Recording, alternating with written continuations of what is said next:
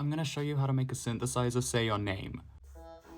Firstly, look at the phonetic makeup. This goes consonant, vowel, consonant, vowel.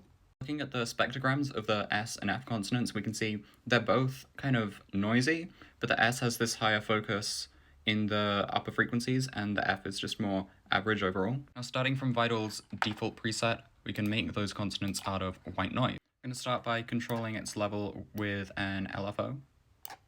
And this is the shape that I've come up with. That's the S, it's a bit louder, and then there's space here and here for the vowels. There's the F. Sounds like this.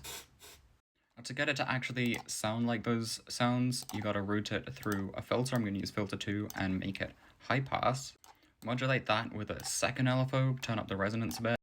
And that's the shape I've come up with. So the S is higher up, F slower down, and they both got a bit of movement to make it a bit more natural. It sounds like this right now.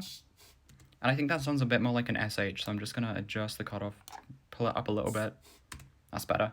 For the vowels, you're gonna wanna use a saw wave. That's because a saw wave has a pitch, like the vowels do, but it also has a lot of overtones in it that you can shape and then get the right sound out of it. Make sure that's going through filter 1, and then set this to a formant filter. And formants are these resonant peaks that form vowel sounds. Link another LFO to the level of that saw wave. And this is the volume automation I've gone for. I've made the first vowel a little bit louder because it's a stressed syllable. Now we just need to shape this formant filter until it sounds like the right vowels. Now the first vowel we need to do is this O, which is actually a glide between two vowels. So to do that, I've got this LFO which just glides between two positions, and I'm gonna link that to the cutoff on the formant filter. And now you can just move that around until it kind of sounds like it's saying O. And for the E vowel, the formants are a bit more spread apart.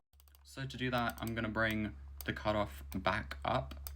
But I've also made a fifth LFO that I'm gonna link to the Y value on the formant filter that just makes them even more spread apart. Just bring that down until it sounds right. And there you go. If it doesn't quite sound right, you can kind of fine-tune these filters to your preference. Format transpose that can kind of alter the character of it.